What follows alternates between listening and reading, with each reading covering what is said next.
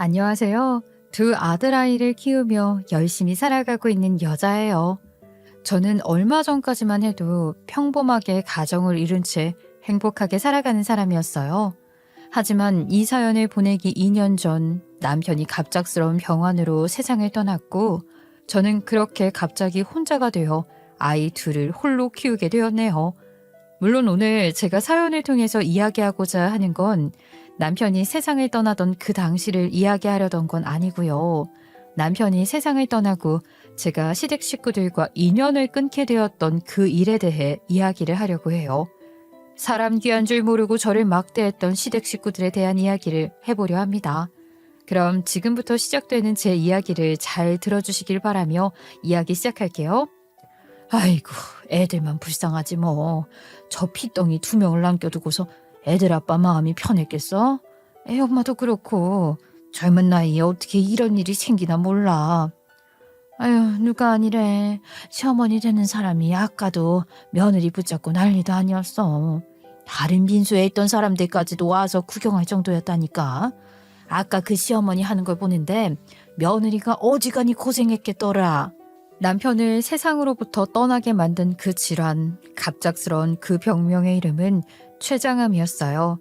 암이라는 게 사람 눈에 보이고 직접 만져볼 수 있다면 저는 아마 그 암이라는 존재를 발로 짓밟고 부수고 찢고 제가 할 수 있는 모든 행동을 다 해서라도 그걸 세상에서 파멸시켜 버렸을 겁니다. 그 정도로 암이라는 게 내 남편을 빼앗아간 그 병이 너무 싫었어요. 남편이 갑작스레 세상을 떠났으니 시댁 식구들은 물론이고 저는 패닉에 빠지고 말았었어요. 내가 지금 있는 곳이 어디인지, 저 영정 사진에 있는 사람이 내 남편이 맞는 건지 현실 감각을 잃을 만큼 제정신이 아니었죠. 그런데 시어머니는 그런 저를 가만히 놔두지를 않았어요. 내가 그래서 그렇게 용띠여자는 안 된다고 그렇게 말렸었는데 아이고 수철아, 네가 여자 잘못 만나서 여자한테 명을 다 뺏겼구나. 아이고 이놈아, 왜 그렇게 엄마 말 안 듣고 고집을 부려서는 이게 다 뭐냐. 아유 어떡해. 자식이 부모보다 먼저 세상을 떠나. 다 너 때문이야. 네가 내 아들 잡아먹은 거야, 알어? 조문객들의 대화를 들으셔서 아시겠지만 다른 빈소에 있는 사람들이 웅성거리며 몰려들 정도로 저희 남편 빈소에서는 큰일이 벌어졌죠. 시어머니 때문에 말이에요. 시어머니는 제가 팔자가 세서 내 남편을 잡아먹은 것이라고 했어요. 저희가 결혼할 때도 시어머니가 그렇게 사주팔자를 보고 다니면서 저희 두 사람의 궁합이 맞네 안 맞네 그걸 가지고 시비를 걸어왔었거든요.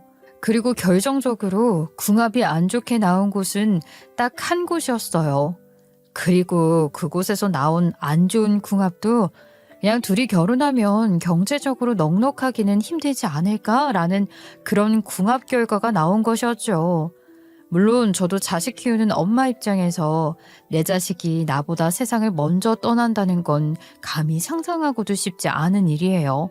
그 충격으로 시어머니가 저한테 화를 낼 수 있다고 100번 1000번 양보해서 인정할 수 있습니다. 하지만 말도 안 되는 억지를 부리는 건 좀 아니잖아요? 저도 선을 넘어온 시어머니한테 가만히 당하고 있지 않고 말을 했어요. 저는 그 자리에서 큰 소리를 치며 이야기했죠. 아마 제 아이들이 없고 저 혼자였다면 그냥 꾹 참았고 울었을 테지만 저한테는 이제 제가 지켜야 할 우리 쌍둥이들이 있었기에 강한 엄마로서 맞서 싸워야 했어요. 어머니, 말 조심하세요. 저 때문에 그이가 이렇게 된 거라고요? 저 때문이 아니라 어머니 집안 내력 때문이겠죠. 시 외삼촌도 췌장암으로 돌아가셨잖아요. 어디 그분이에요? 시 외할아버님도 어머님 집안 남자분들 죄다 췌장암으로 돌아가셨는데 그게 집안 내력이지 왜 제 탓이에요? 뭐야? 이게 지금 남의 아들 잡아먹고 왜 내 탓이야 그게? 너 아니었으면 내 아들 그렇게 안 됐어. 췌장암 그거 유전된 거라고 누가 그래? 다 네가 그냥 말하는 거 아니야 이거사. 내 아들 세상 떠난 거 다 너 때문이라고. 하지만 시어머니는 끝까지 인정하지 않았어요. 저는 제 남편이 세상을 떠나게 된 게 순전히 유전적인 병 때문이라고 생각을 하거든요. 시어머니 친정 쪽 남자분들은 죄다 췌장암으로 돌아가셨어요. 그게 무서워서 남편과 저는 항상 건강검진을 해왔던 것인데 그럼에도 불구하고 남편은 췌장암이 발견되었고 그렇게 세상을 떠나게 되었죠. 시어머니는 끝까지 다 제 탓이라고만 했어요. 어머니 기억 안 나세요? 저희 하랑이랑 하준이 태어나자마자 어머님이 저한테 그러셨었어요. 어머니 친정 식구분들 남자들이 죄다 췌장암으로 세상 떠났으니까 하랑이랑 하준이도 어느 정도 나이가 되면 꼭 췌장암 신경 써서 건강검진하게 해야 한다고요. 저한테 그런 말씀하신 게 어머니예요. 그런데 이게 왜 제 탓이에요? 어머니 탓이지. 다시는 제 애들 앞에서 저 걸고 넘어지면서 애들 아빠 얘기하지 마세요. 아시겠어요? 제가 저렇게 버럭 소리를 지르자 시어머니는 시아버지한테 쪼르르 달려가 붙었어요. 하지만 달라붙을 상대를 잘못 고른 것이었죠. 멋진 우리 시아버지, 시어머니한테 쓴소리 마구 쏘아붙이셨습니다. 시어머니는 자기 편인 줄 알고 갔다가 되려 더 된통 당하고 만 것이었죠. 어디서 할 소리가 없어서 그런 소리를 하는 거야. 애가 누구 때문에 죽었든 그게 이제 와서 무슨 상관인 건데. 죽은 저 녀석이 당신 때문에 편하게 눈을 감을 수 있을 것 같아? 아이 그만 좀 해. 제발 좀 적당히 하라고. 당신만 사랑하는 아들 이런 거 아니야. 나도 내가 사랑하는 아들이라고. 하준이 하랑이 어미도 사랑하는 남편 이런 거야. 그런데 왜 당신 혼자 세상 무너진 것처럼 그러냐고. 아이 다들 힘들어 다들. 당신이 내 편을 들어줘야지. 당신이 내 편을 들어줘야 저게 나를 무시 못하지. 아이고 철민아, 너 억울해서 어떻게 갈래? 우리 철민이 어떡해. 사실 남편이 세상을 떠나기 전부터 저와 시어머니는 그냥 그저 그런 고부 사이였어요. 자칫 삐끗했다간 고부 갈등이 일어나고도 남을 그런 아슬아슬한 사이였죠. 그럼에도 남편이 살아있을 때는 남편이 저를 지켜주었고 또한 시아버지 역시 든든하게 있어주셨기에 저는 괜찮았어요. 하지만 남편이 세상을 떠난 뒤 그 뒤로부터는 어떤 일이 펼쳐질지 아무도 알지 못했죠. 아휴, 너도 참 대단하다. 나 같으면 너희 시어머니 꼴 보기 싫어서라도 그 집에 안 가. 그냥 가지 말고 애들이 친척들 보고 싶다 그러면 시아버지만 따로 보면 되는 거 아니야? 너희 시누이도 싹퉁머리 없는 기집애잖아. 아휴, 내가 다 우리 애들 아빠랑 약속한 게 있어서 그래. 그리고 너도 알잖아. 가족 없는 게 얼마나 서러운 건지. 시어머니라는 여자가 나한테는 그렇게 해도 그래도 애들한테는 할머니고 애들 얼굴 보면 반찬 하나라도 더 애들한테 주려고 하는 사람이니까. 아유 그거 보고 그냥 가는 거야. 그래봤자 1년에 몇 번 안 되는 거고. 제 주변 지인들은 남편 빈소에서 무슨 일이 일어났었는지 두 눈으로 보았기에 제가 시댁에 왕래하는 걸 좋아하지 않았어요. 남편도 없는 마당에 그런 시어머니 얼굴을 뭐하러 보러 애들을 데리고 찾아가냐 저를 만류했었죠. 하지만 저는 남편과 한 가지 약속을 했어요. 그래서 그 약속만큼은 지켜주고 싶어서 남편이 세상을 떠난 뒤에도 시댁과 어쩔 수 없이 왕래를 했었죠. 어찌 보면 현실적으로 바라본 것이었어요.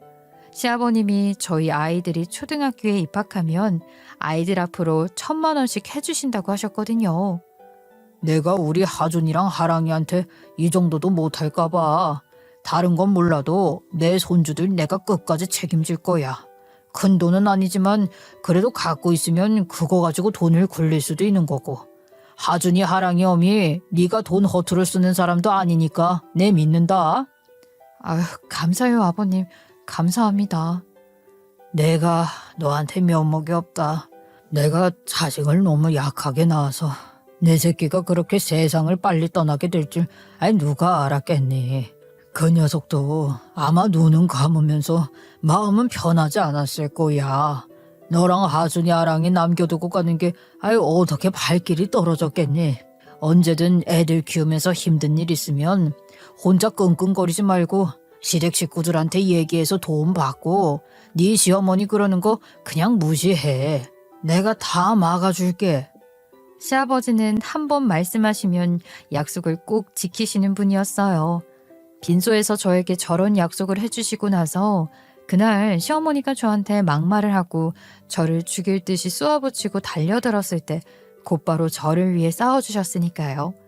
저는 그런 시아버지를 믿으며 2년만 꾹 참자는 마음, 그리고 내 아이들은 나처럼 가족 사랑 한 번 못 느끼고 자라게 하고 싶지 않다는 마음으로 시댁에 찾아갔어요. 명절과 그리고 남편 기일에 말이에요.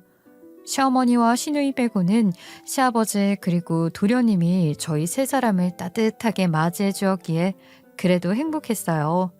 그 와중에 시누이라는 건 자기 엄마를 쏙 빼닮아서 싸가지가 아주 바가지였거든요. 더군다나 그 싸가지가 의전원 다닌다면서 얼마나 유세를 부렸는지 몰라요. 언니, 하준이랑 하랑이는 공부 지금부터 시켜야 해요. 다른 집 애들 말 들어보니까 벌써부터 영어 유치원 다니고 난리도 아니라던데. 하준이 하랑이 지금 태권도 다니는 게 다 아니에요? 아니 대체 어떻게 하려고 그래요 우리 조카들. 아가씨, 저랑 애들 아빠는 애들 건강하게만 자라면 된다고 생각했어요. 지금이야 애들 아빠는 없지만 저는 한결같이 같은 생각이고요. 공부야 초등학교 입학해서 학원 도움 받으면 되는 거지. 이제 한글 배우고 글쓰기 시작한 애들한테 뭔 영어까지 알려주는 건 그거 부모 욕심이에요. 애매하게 이중 언어 배우는 게 오히려 애들한테 안 좋은 거예요. 그리고 무엇보다도 제 애들 교육은 제가 알아서 시킬게요. 언니가요? 언니가 뭘 알아서 시켜요. 언니가 고졸이라고 애들까지 대충 키울 거예요? 언니가 대학을 안 다녀보고 어렸을 때 학원 같은 걸 잘 안 다녀봐서 모르나 본데 미리미리 공부해놓고 애들 앞질러 갈 준비 안 하면 학교 가서 고생하는 건 애들이에요. 참네. 나 진짜 이해가 안 가네. 이래서 애들이 부모 잘 만나야 되는 거야? 부모가 아무 생각 없으면 애들만 고생하는 거지. 시어머니와 시누이는 제가 고졸이라는 걸 가지고 아주 개무시를 하려 달려드는 사람들이었어요. 아니, 내 새끼들 공부 내가 알아서 시키는 거 아닌가요? 그렇다고 제가 무슨 내 애들을 방치했던 것도 아니었어요. 정말로 남편과 저는 어릴 적 아이들한테는 공부만 강요한다기보단 건강하게 활동적으로 배울 수 있는 거, 그리고 친구들이랑 정서를 나누는 거, 그거를 우선적으로 하자고 했었거든요. TV에 나오는 거 보면 아이들이 공부는 잘하는데 감정을 어떻게 나눠야 할지도 모르고 사회생활이 힘들어하는 거 보면서 그게 그렇게 안타까울 수가 없었거든요. 하지만 싹 수 없는 시누이는 자기 의전원 다니는데 저는 고졸이니 그거 가지고만 계속 시비를 걸어온 거예요. 물론 그럴 때마다 시아버지가 나서서 시누이한테 쓴소리를 해주셨죠. 시어머니한테 그러셨듯이 말이에요. 고졸이든 대졸이든 지금 하준이 하랑이 어미가 애들 덜 키우면서 자기 일 잘하면 된 거지. 에라이 철딱선이 없는 거사. 네 오빠 그렇게 가고 네 새언니 아니었으면 하중이 하랑이 손가락 빨았고 너 등록금도 못 냈어. 알아? 아빠 누가 그 등록금 안 갚는데? 나 의사만 되면 새언니가 나한테 해줬던 돈? 그거 잠깐이면 갚아. 언제까지 새언니랑 오빠가 나한테 등록금 해준 거 가지고 아빠는 그럴 거야. 아빠는 대체 누구 편이야? 어휴 이 시끄러 이 철딱선이 없는 거사. 네 편 내 편이 어딨어. 하여간에 지 엄마한테 못된 것만 배워가지고 너 정말 그러면 안 되는 거야. 정신 차려 이놈아. 사실 시댁은 경제적으로 넉넉한 형편이 아니었어요. 시아버지는 사업을 하셨지만 그게 기울어서 많이 힘든 상황이었죠. 그나마 저희 남편과 남자 시동생이 회사를 다니고 능력을 갖추면서 빚도 이제 막 갚는 상황이었어요. 시아버지는 어떻게든 사업을 이끌어 나가려고 하시면서 저희 애들 앞으로 돈을 만들어 주려고 하신 거였고요. 그래서 한창 시댁 형편이 어려울 때 남편과 제가 시누이 등록금을 몇 번 내줬었어요. 대학 등록금 그거 작은 돈 아니잖아요. 물론 고맙다는 소리 듣고 싶어서 한 건 아니었지만 시누이가 저렇게 나올 때마다 아유 내가 저런 기집애한테 왜 등록금을 해줬을까 하는 후회는 했었네요. 그래도 내 남편 동생이고 나한테는 시댁 식구들이 유일한 가족이니 가족 구성원으로서는 마음을 쓴 것이었는데 그런 것도 감사할 줄 아는 사람한테 해줬어야 하는 거였어요. 신우이는 그냥 자기가 잘 나가서 의대 갔다 그거에만 꽂힌 인간이었죠. 아가씨, 저 이거 마지막으로 얘기하는데 제 학력이랑 제가 애들 키워내는 거랑 아무 상관없는 거니까 앞으로는 저한테 이런 얘기는 안 했으면 좋겠어요. 저 이거 부탁하는 거 아니고 아가씨한테 경고하는 거예요. 아가씨, 오빠가 세상 떠났다고 해서 나 호구로 보지 말아요. 나 아가씨한테 경고했으니까 아가씨가 나한테 선 넘는 일 없었으면 좋겠어요. 적어도 하준이 하랑이 고모한테 저도 안 좋은 소리 하고 싶진 않거든요. 저는 못돼 처먹고 인성이라고는 바닥을 치닫는 신우이가 의사가 되지 않기를 내심 바랐어요. 솔직히 말해서 신우이라는 것도 저한테 싹수 없게 나오는데 제 입장에서도 그 신우이가 잘 안 되길 바랄 순 있잖아요. 하지만 안타깝게도 신우이는 의사가 되었어요. 그리고 신우이는 의사가 되자마자 얼마 안 가서 결혼할 사람이 있다고 했죠. 참 능력도 좋아요.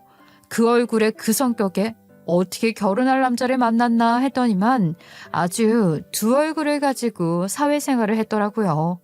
그래도 신우이라고 결혼할 때 얼마를 보태줘야 할까 고민을 하고 있었는데 신우이가 제게 말을 한마디 하는 순간 그 마음이 싹 가시고 말았어요. 언니, 주말에 저 상견례 하는 거요. 그 자리에 언니랑 하랑이 하준이는 안 와도 돼요? 아니 오빠도 없는데 엄마랑 애들 둘이 와서 앉아있으면 괜히 상견례 분위기 이상해지잖아요. 아가씨, 그거 지금 무슨 뜻으로 하는 말이에요? 아니 무슨 뜻이 있는 게 아니라 있는 그대로 말해서 저희 시어머니 시아버지 되실 분들이 상견례 자리에 오셨는데 그 앞에서 얼마 전에 남편 잃고 아빠 잃은 식구들이 와 있다고 생각해 봐요. 그 상견례 분위기가 우중충해지지 않겠어요? 오빠 그렇게 된 거야 나도 안타깝긴 한데 그래도 내 결혼은 내가 하는 결혼인 거잖아요. 저는 결혼 준비하는 시작부터 그렇게 우중충하게 하고 싶지 않아서 그래요. 이건 언니가 좀 이해해 줬으면 하는 부분인데 같은 여자끼리요. 저와 아이들 때문에 괜히 상견례 분위기가 우중충해진다뇨. 그래요. 100번 1000번 양보해서 그런 생각할 수도 있죠. 그런데 남도 아니고 신우이 자기 오빠가 세상을 떠났던 일 아닌가요? 그리고 남이에요? 신우이 자기 조카들이잖아요. 와중에 신우이는 저런 식으로 말을 하면서도 그래도 신우이인 자기가 상견례 하는 건데 자기 엄마 아빠 옷 좀 좋은 거 사달라고 저한테 말을 하더군요. 앞뒤가 안 맞는 말 그 자체였죠. 한편으로는 신우이가 좀 정신적으로 공감을 못하는 뭐 그런 사람 아닌가라는 생각을 할 정도였어요. 그리고 우선적으로 신우이가 하는 꼬락서니가 너무 어이가 없고 화가 나서 저도 똑같이 이야기했습니다. 아가씨, 근데 말 참 희한하게 하네요. 나랑 우리 애들이 상견례 자리 가면 우중충해진다고 싹수 없게 말한 게 방금 전인데 나한테 이번에는 어머님 아버님 옷을 해드리라고요? 내가 아버님만 생각하면 얼마든지 해드릴 수 있는데요. 어머니랑 아가씨 생각하니까 하기 싫어지네요. 남편 일은 재수없는 내가 옷 해드린다고 입으시겠어요? 재수없어서 안 입으시겠죠. 그러니까 아가씨가 알아서 해요. 의사 월급 많지 않아요? 뭐라고요? 언니, 내가 아까 언니한테 한 말은 사적인 감정 담은 거 아니고 그냥 상황적으로 그렇게 흘러가는 게 싫으니까 나오지 말아달라고 언니한테 부탁한 거잖아요. 그러니까요. 아가씨가 나한테 부탁하는 거 무슨 뜻인지 같은 여자로서 너무 잘 알겠는데 그렇게 재수없는 나한테 왜 아가씨 상견례 때 어머님 아버님이 입을 옷을 해달라고 하냐고요. 그것도 앞뒤가 안 맞지 않아요? 그리고 아가씨 그 말이 나왔으니 말인데 아가씨 이제 의사 돼서 돈도 벌겠다. 저랑 오빠가 빌려줬던 등록금 그거 다달이 갚으세요. 아가씨 말대로 저는 고등학교밖에 안 나와서 이성적으로 더 이상 어떻게 생각해야 할지 모르겠거든요. 이게 제가 생각하는 최선이니까 앞으로 매달 말일마다 저한테 등록금 갚아 오세요. 잘 됐네요. 애들 아빠 그렇게 되고 하준이 하랑이 키우면서 돈 들어갈 때가 더 많아졌었는데 아가씨가 고모로서 좀 갚아주세요. 저는 할 말 다 했어요. 신우이라는 것도 저한테 먼저 저렇게 싸가지 없이 말을 하는데 내가 말 조심해줄 게 뭐가 있겠나 싶어서 말이에요. 신우이는 제가 하는 말에 그 어떤 반박도 못하고 그저 기가 차다면서 콧방귀만 뀌어댔어요. 저는 그런 신우이한테 할 말 없으면 전화 끊으라고 제가 대차게 먼저 전화를 끊어버렸습니다. 전화는 그렇게 대차게 끊었지만 아이들 재워놓고 혼자서 얼마나 울었는지 몰라요. 남편이 있었다면 당장에 신우이라는 거한테 꿀밤을 먹어도 수백 번을 먹여줬을 텐데 하면서 말이에요. 그 상황에 대한 이야기를 들으신 건지 시아버지는 다음날 아침 제게 전화를 하셔서 상견례 자리에 같이 가자고 연신 말씀을 하셨어요. 하지만 저는 그러지 않겠다고 했죠. 내가 그놈의 기집애한테 새언니한테 싹 썩게 했다가는 집이고 뭐고 돈 나 못해 줄 거라고 쐐기를 박았다. 다른 사람도 아니고 시아버지가 저렇게 말씀을 하시는데 그런데 아무리 생각해도 그 자리에 가서 아무렇지 않은 표정으로 앉아있을 자신이 없었어요. 그래서 시아버지한테 말씀드렸죠. 그냥 결혼식 때나 가겠다고 말이에요. 어차피 신우이가 저희 아이들한테 화동을 부탁했었거든요. 지금 글을 쓰면서도 생각이 드는 건데 참 웃기는 인간 아니에요? 부정탄다, 재수없다 하며 상견례 자리에는 오지 말라고 해놓고 또 결혼식 화동은 해달라고 하네요. 참나, 남들 다 하는 건 다 하고 싶었던 거겠죠. 신우이 친구가 결혼식을 했는데 조카가 화동을 해줘서 뭐 좋아하다고 여러 번 말한 적이 있었거든요. 참 이기적인 여자예요. 어머야, 이거를 지금 변명이라고 너한테 보냈다고? 야, 나는 아무리 생각해도 그 신우이라는 애 말이야. 걔 정신적으로 문제가 좀 있는 것 같아. 애가 좀 성장이 덜 된 거 아니니? 공부만 잘하는 거지. 인성적으로는 완전 파탄난 거야, 이거는. 어이가 없다. 누가 아니래? 아유, 어쩌면 그렇게 자기 엄마랑 하는 짓이 똑같은지 모르겠어. 자기만 생각하고 자기 입장만 고수하고 자기만 슬프고 아프고 기쁘고 네 말대로 시어머니나 신우이나 둘 다 제정신은 아니야. 상견례를 마치고 다음날 신우는 제게 문자를 남겼어요. 신우이가 남긴 문자를 보는데 그 내용이 하도 어이가 없어서 친구한테 보여줬었으니까요. 친구와 제가 이야기를 나눈 것처럼 신우이가 남긴 문자는 그저 할 말이 없게 만드는 그런 내용이었어요. 싹스 어깨 굴면 집도 돈도 지원 안 해주시겠다는 시아버지의 호통이 무서웠는지 이전과 다르게 순한 양이 되어 신우이가 문자를 보내왔었죠. 스몰 웨딩으로 결혼하는 거라 자리도 넉넉하지 않고 괜히 아이들만 힘들 테니 아이들만 보내던가 아니면 셋 다 오지 않아도 괜찮다고 마음만 받겠다고 말이에요. 은근히 이야기하는 것 같았지만 결국은 저는 오지 않았으면 하는 뉘앙스로 이야기하는 거 아니겠어요? 누가 봐도 그런 내용이었네요. 저는 그 문자를 받고 신우이한테 전화를 걸었어요. 그랬더니만 수화기 너머로도 신우이의 당황한 마음이 느껴질 정도로 신우이는 얼레벌레 변명을 하기 시작했어요. 아니 언니, 오빠 집안이 다들 의사의 변호사예요. 나도 배울 만큼 배웠는데 대화 따라가기가 어려워요. 그래서 괜히 언니 왔다가 대화하면서 힘들까 봐. 하준이랑 하랑이도 아직 어리고요. 역시나 이번에도 신우이는 제가 고졸이라는 게 걸린다는 그 말이었어요. 신우이의 남편 되는 사람 집안은 뭐 다들 사자가 들어가는 직업을 갖고 있다면서 가방끈 짧은 제가 오면 그 자리에서 대화에 참여할 수 없을 거라네요. 그걸 변명이라고 하는 건지 정말이지 더럽고 치사해서 안 가고 말죠. 저는 신우이한테 알겠다고 차갑게 이야기를 하고 전화를 끊어버렸어요. 그때 되게 많이 고민을 했던 것 같아요. 이제는 진짜로 시댁 인간들이랑 연을 끊어야 되나 하는 고민을 말이에요. 그런데 그 와중에 시어머니는 타이밍도 너무 잘 잡아요. 제가 신우이와 전화를 끊자마자 시어머니가 곧바로 뒤이어 전화를 걸어왔죠. 너 네 신우이랑 통화했지? 하랑이랑 하준이는 화동해야 하니 어쩔 수 없이 와야 하는 거지 않겠어? 네 신우는 하랑이랑 하준이 괜히 와서 자기네들 엄마 없으면 울 것 같다고 걱정하기는 한다만 그거 화동 잠깐 하고 내려오는 건데 울어봤자지. 그래서 어머니도 지금 저한테 하시고 싶은 말씀이 뭐예요? 고졸이라서 오지 말라고요?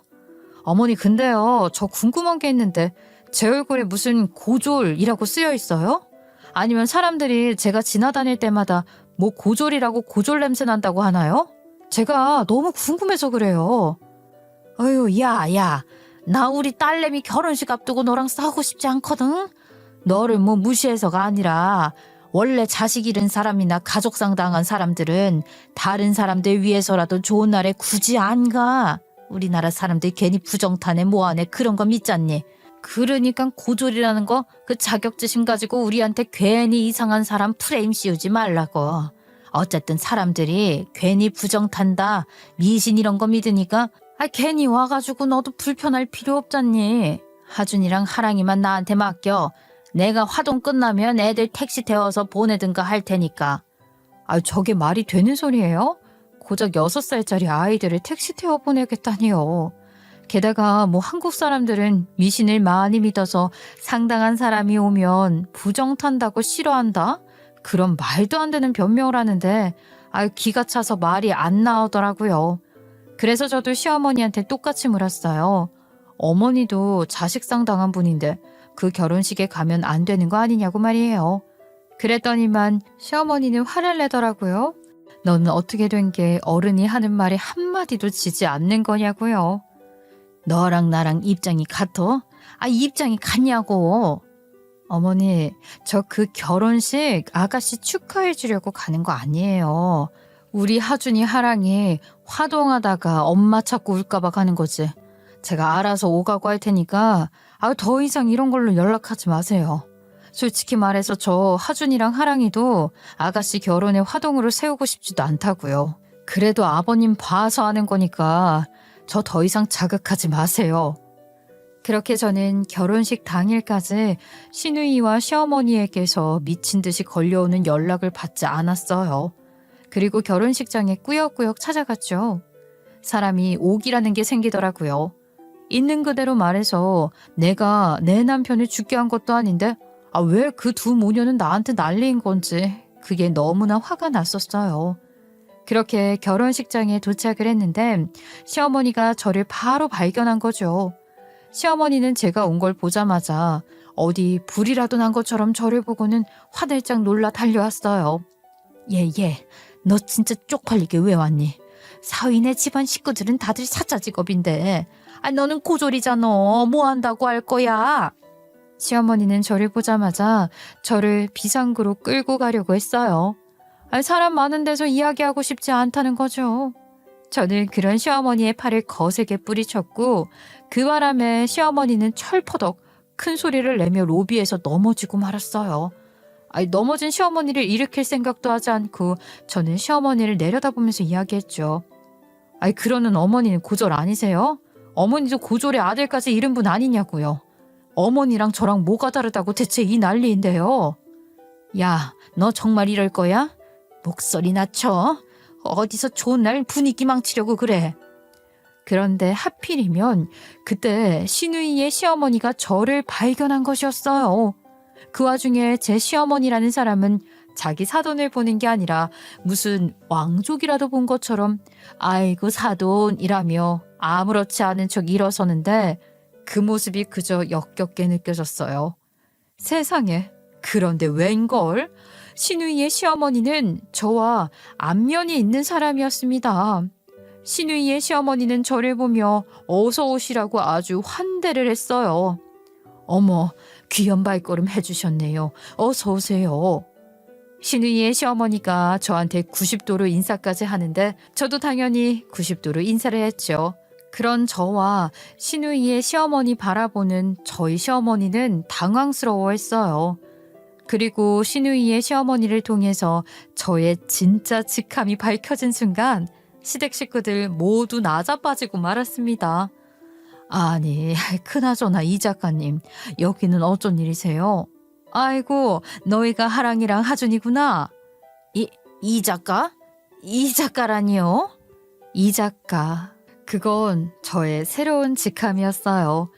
사실 저는 남편이 세상에 뜨기 전부터 시댁에는 이야기를 하지 않고 조리원 동기 엄마랑 함께 아이들 교구 책을 집필을 하기 시작했죠. 이 작가라는 필명으로 말이에요.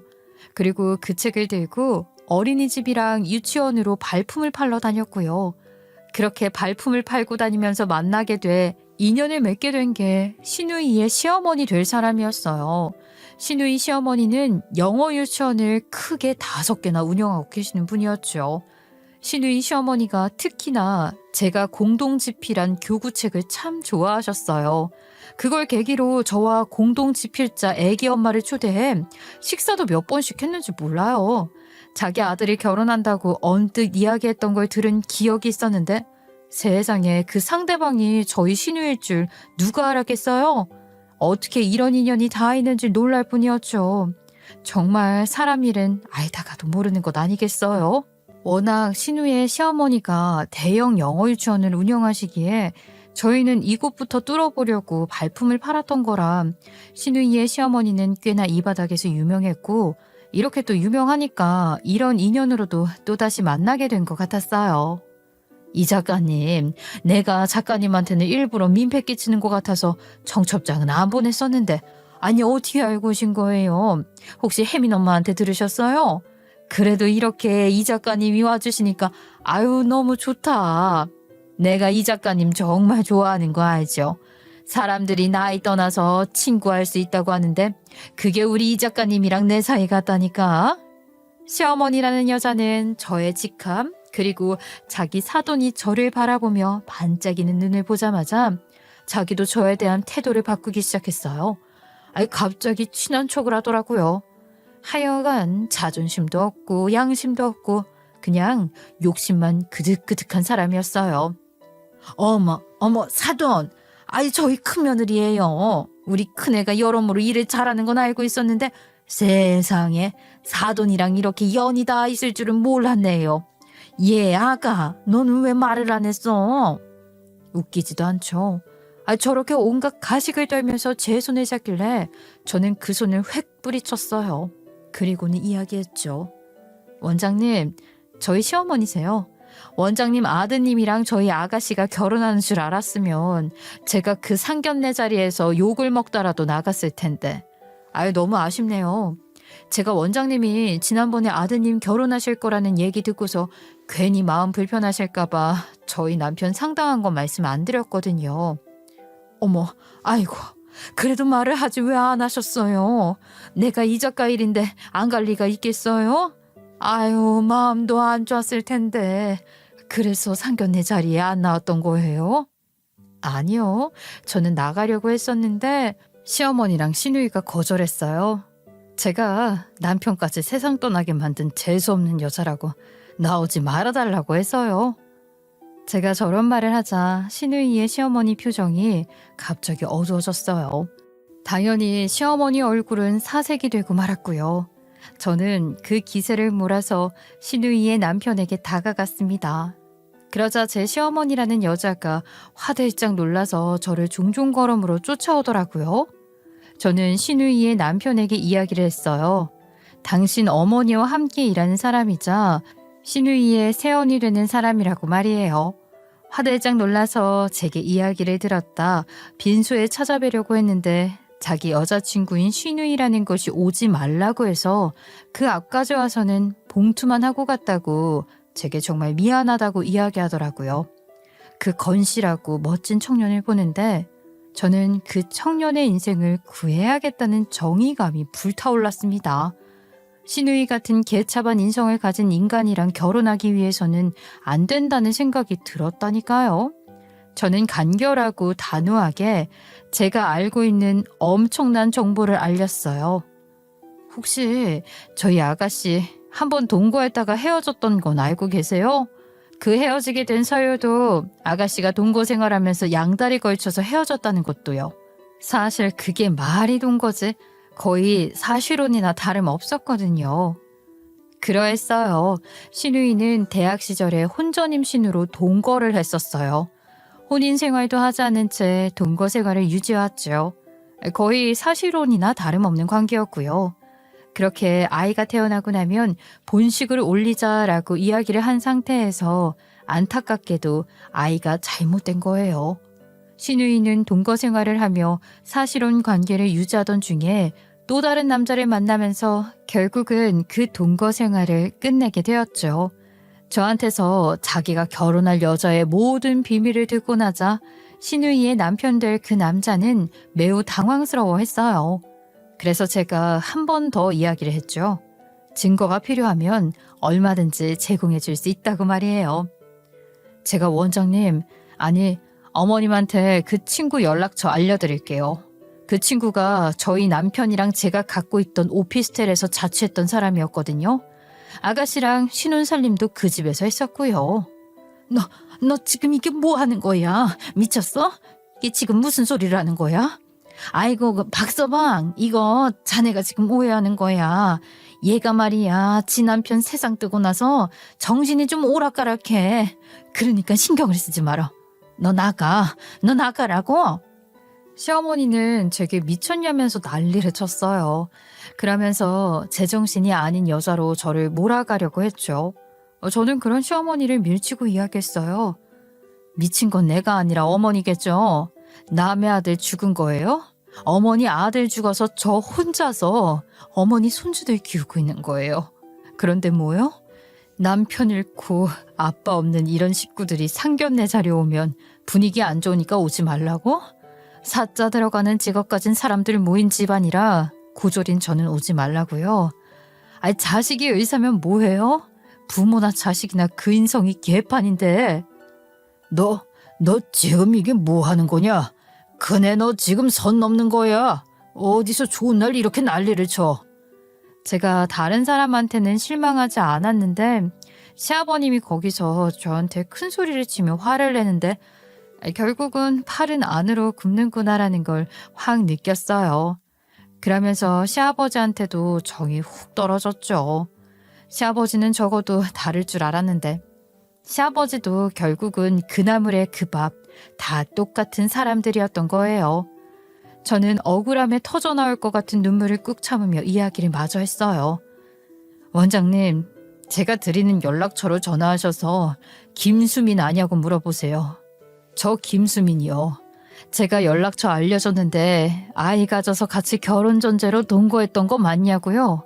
그리고 아버님, 저 아버님한테도 너무 실망이에요. 어머님이나 아가씨는 원래 그런 인간들인 거 알았는데 이건 아니죠? 남의 아들 인생 망칠 일 있어요? 저는 그리고서는 앞으로 얼굴 보고 살지 않겠다고 그 자리에서 선언을 했어요. 솔직히 말해서 제가 돈이 없었던 것도 아니고 오피스텔 월세, 교구 사업도 잘 돼가고 있던 터라 돈 있었거든요. 다만 제 아이들은 저처럼 가족 없이 크게 하고 싶지 않아 개 망나니 같은 시댁임에도 연을 유지했던 건데 저런 가족이라면 없는 게 낫겠다 싶었어요. 고작 남편 저 세상 간 지 8개월밖에 안 됐는데 8개월 동안 이런 일이 있었던 거잖아요. 그럼 만약에 평생 본다면 얼마나 더 많은 일들이 있겠어요? 당연히 지금 안 보고 사는 게 맞았어요. 신우이의 시어머니는 그 자리에서 제가 준 연락처로 전화를 했고 그렇게 통화를 마치고 사진을 받아본 뒤 당신의 남편과 아들과 이야기를 하더니 그 결혼식을 엎었어요. 물론 원장님께는 죄송한 일이었지만 진실을 밝히지 않는 게 더 원장님과 원장님 아들을 바보 만드는 것 같아서 염치 무릅쓰고 진실을 밝혔죠. 원장님은 하객들에게 한 분 한 분 죄송하다는 이야기를 하면서 인사를 하며 돌려보냈어요. 오빠 잠깐만. 왜 내 이야기는 안 들어보는 건데? 사람이 양쪽 이야기를 다 들어야 하는 거 아니야? 왜 한쪽 말만 듣고 이러는 건데? 그리고 우리 옳기 언니, 엄마 말대로 우리 오빠 세상 뜨고 나서 정신 나가서 헛소리하는 거야. 저 여자 제정신 아니라니까? 내가 의사잖아. 의사가 봤을 때 저 여자 제정신 아닌 거 맞아. 신우이는 울고불고 자기 남편 될 뻔했던 사람에게 매달렸어요. 그리고 시어머니 역시 당신의 안 싸돈이 될 뻔했던 원장님을 붙잡고 매달리기 시작했고요. 아유, 사돈, 이렇게 일방적으로 결혼을 엎는 건 아니죠. 그렇지 않나요? 저희 딸아이 말대로 왜 한쪽 말만 듣고 이렇게 성급하게 결정을 내리시는 건지 저는 모르겠네요. 일단은 저희 다시 한번 이야기를 나눠보면서 서로 오해하고 있었던 건 좀 풀고요. 네?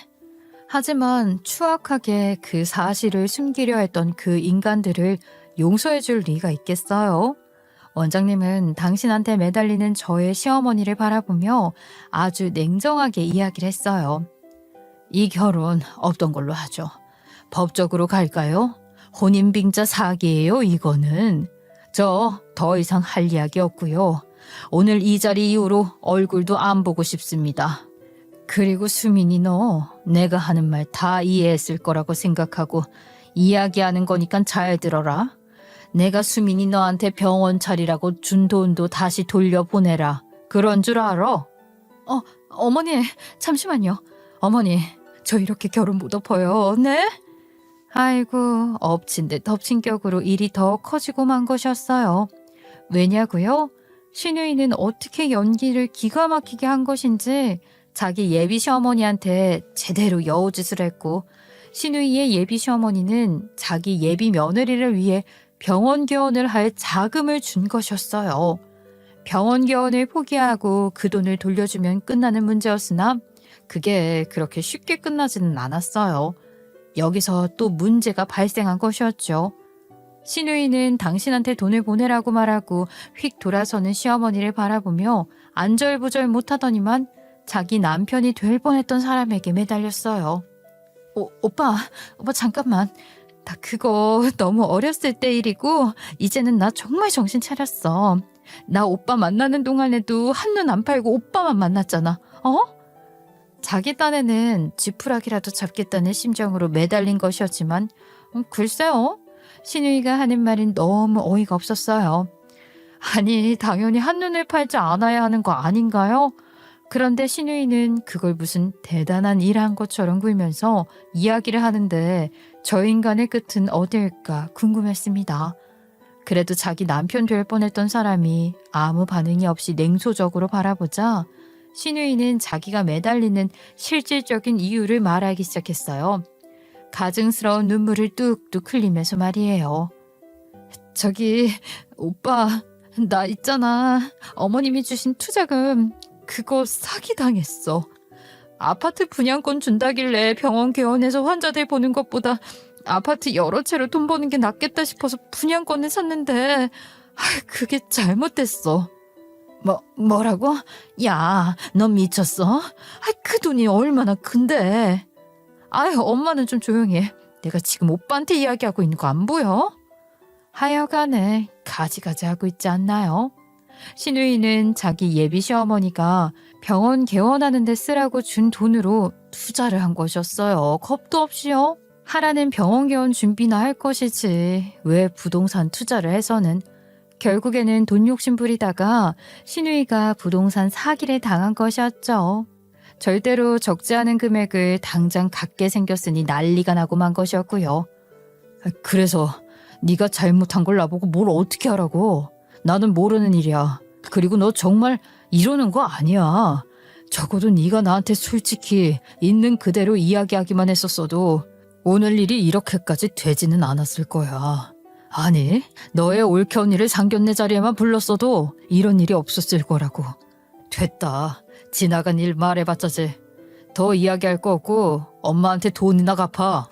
하지만 이미 신우이한테 실망할 대로 실망한 신우이의 전남친과 시댁이 될 뻔했던 그 집안 사람들은 돈을 갚으라는 말과 함께 그 자리를 떠났어요. 신우가 말한 대로 다 사자 집안이었으니까 변호사, 의사, 별별 직업을 가진 사람들이 다 모여있지 않겠어요? 그런 집안 돈을 안 갚았다가는 아주 제대로 콩밥 먹을 수도 있으니 신우이와 시어머니는 난리가 난 것이었죠. 신우와 시어머니는 얼마 뒤 저한테 돈을 좀 빌려달라며 구걸하듯 찾아왔었어요. 예, 그래도 네 남편 동생이고 애들한테는 고모잖니. 너는 진짜 네 신우이 수갑 차게 할 거야? 그러지 말고 너 사업 잘 된다며. 그러면 돈 좀 있을 거 아니야. 그러면 아니면 그 오피스텔이라도 좀 팔아서 좀 도와줘라. 어머니, 수갑 차야 하면 차야죠. 그리고 어머니랑 아가씨는 자존심도 없나 봐요. 고졸이라고 무시할 때는 언제고 아들 잡아먹은 인간이라고 무시할 때는 언제고. 이제 와서 저한테 뭐요? 신우이 도와주라고요?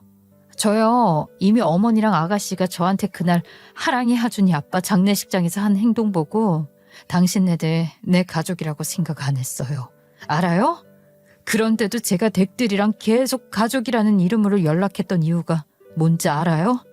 우리 하랑이 하준이 아빠 마지막 유언 때문이었어요. 본인 가면 저 혼자 남을 테니까 자기 가족들이랑이라도 같이 시끌벅적하게 지내면서 본인 잊고 지내라고요. 우리 하랑이 하준이한테는 뿌리는 거기 있다고 알려주라고요. 그래서 억지로 이 관계 이어왔던 거라고요. 근데 역시나 제가 쓸데없는 일을 했네요. 됐으니까 딴 데 가서 알아봐요. 그리고 앞으로도 우리 애들한테 얼씬거릴 생각도 하지 말고요.